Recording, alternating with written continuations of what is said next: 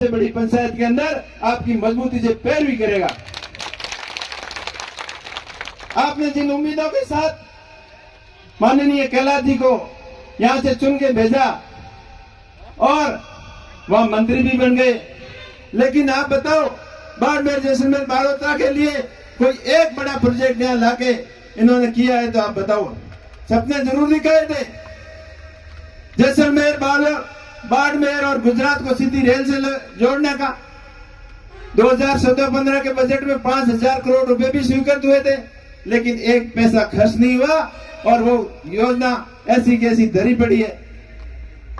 बाड़मेर के अंदर एयरपोर्ट का सपना दिखाया, लेकिन वहां काम जीरो। और अपने गुड़ामालानी के अंदर जो बाजरा अनुसंधान केंद्र का, वो भी जाते जाते लास्ट में एक पत्थर लगा के गए, लेकिन उनकी काम करने की नीयत होती साफ तो वो काम करके दिखाते। इन सब बातों से आप भली भांति जानते हैं। मैं लंबी चौड़ी बातें नहीं करता, पूर्व वक्ताओं ने सारी आपको बातें बता दी। मैं आपसे इतना ही कहूंगा कि आप मेरे ऊपर आशीर्वाद देना। मैं आपकी आवाज को, आपकी मूलभूत आवश्यकताओं को अपने बाड़मेर जैसलमेर बालोतरा के विकास के लिए हमेशा मजबूती से वहां आपकी पैरवी करूंगा, इसके अंदर कोई कमी नहीं छोड़ूंगा। अपने एरिया सीमावर्ती क्षेत्र है, हमेशा अभावों से गुजरा है, अकालों की मार झेलनी पड़ी, आंधी धूप और कड़ाके की ठंड का सामना सदियों से करता आया है। लेकिन अब धीरे धीरे कहते हैं नहीं, कुदरत हमेशा एक जैसी नहीं रहती, समय और परिस्थितियां बदलती रहती है।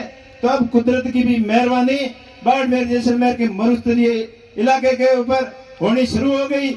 यहाँ काला सोना के रूप में क्रूड और गैस, कोयला, इनके साथ साथ और भी कई बेशकीमती खनिजों के अपार भंडार हैं और उनका शुरुआत हो चुकी है।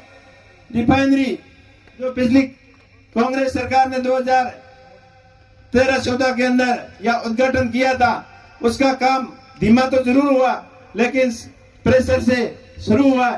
तो इसके बायो प्रोडक्ट हो, सोलर एंड विंड के प्रोजेक्ट हो, इसके संबंधित रिफाइनरी के बायो प्रोडक्ट, बाड़मेर बालोतरा का कपड़ा उद्योग, सारे इन मामलों को लेकर मजबूती से पैरवी करेंगे और बाड़मेर बालोतरा के कपड़ा उद्योग को नई ऊंचाइयों तक पहुंचाने का पूरा प्रयत्न करेंगे। क्योंकि कपड़ा व्यापारी आज बालोतरा में सबसे ज्यादा परेशान है, उनके ऊपर पॉल्यूशन का डंडा हमेशा चलता रहता है, लेकिन केंद्र की सरकार उस पर पॉल्यूशन के ऊपर कोई विशेष बजट देकर इस कपड़ा उद्योग को जीवित करने के बजाय हमेशा डंडे की मार से उसको दबाने का प्रयास किया। कपड़ा बनता है महाराष्ट्र में प्रोसेसिंग के लिए, यहाँ आता है। कपास गंगानगर में होती है, कपड़ा बनने के लिए वहां जाती है। इसके ऊपर अगर मास्टर प्लान बनाकर धागा इंडस्ट्रीज को बढ़ावा देकर पूरी processing unit A to Z यहाँ बालोतरा में हो तो रोजगार की यहाँ कोई कमी नहीं रहती। इस नौजवान युवाओं को रोजगार के लिए देश प्रदेश के अंदर भटकना नहीं पड़ता। इन सभी मुद्दों को लेकर मजबूती से आपकी पैरवी करेंगे। अपने राजस्थान की बाड़मेर जैसलमेर की एजुकेशन सबसे अच्छी हो, आने वाले समय के अनुसार एजुकेशन हो, टेक्निकल एजुकेशन। अब कह दिए कि 10वीं 12वीं पढ़ लिया, पढ़ाई तो घनी की भी, पर पढ़ाई की मतलब क्या हो।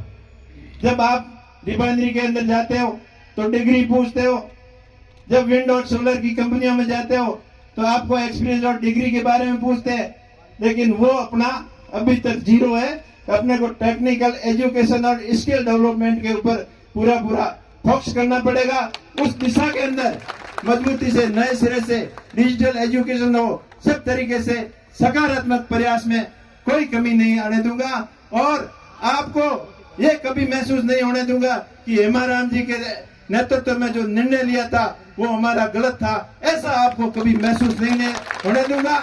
हेमाराम जी का और बाड़मेर जैसलमेर की जनता का हमेशा मान सम्मान में कोई कमी नहीं आने दूंगा। इतना आपका भाई आपको भरोसा दिला रहा है।